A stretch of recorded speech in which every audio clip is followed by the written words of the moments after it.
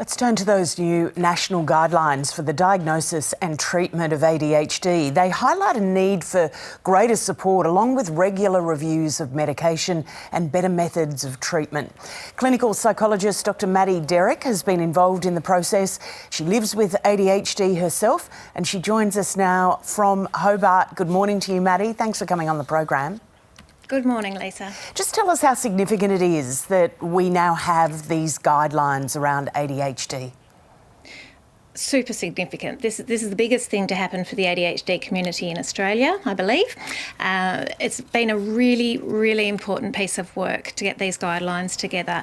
We've had some expert people from a range of professions come together and review all the evidence that we do have around ADHD and come up with these recommendations that people can really rely on these. It's been an incredibly robust process to come up with the recommendations, and this can really guide health professionals as well as supporting health professionals, community services and the like, and in education as well. And so when you say guiding the health professionals and education, I mean, what is the tangible difference this will make? Can you give us examples?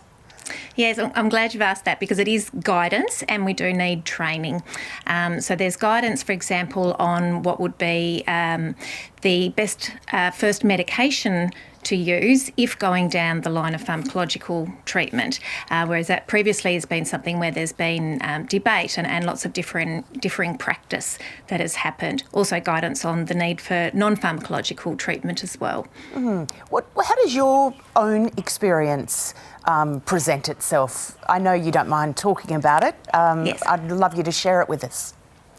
How it presents is I'm probably typical of a female that goes under the radar and is only getting a diagnosis at this stage of life.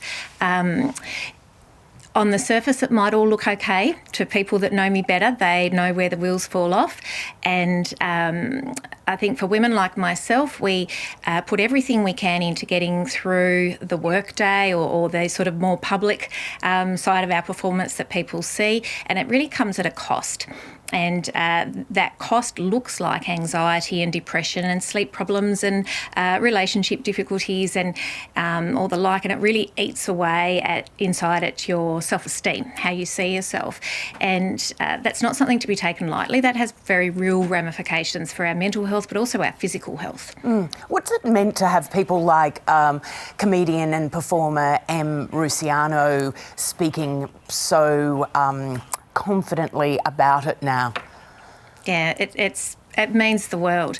The conversations within private groups on social media since that has happened have been amazing, and you just the validation that people feel and the conversation that it starts and the hope that it gives people with ADHD that we might be able to bust through this stigma finally, that's really, really important. And Yeah, Maddie, just finally, what does this mean for coverage within the NDIS? Because I know Bill Shorten, the Minister, has been seeking advice about how to handle people affected by ADHD.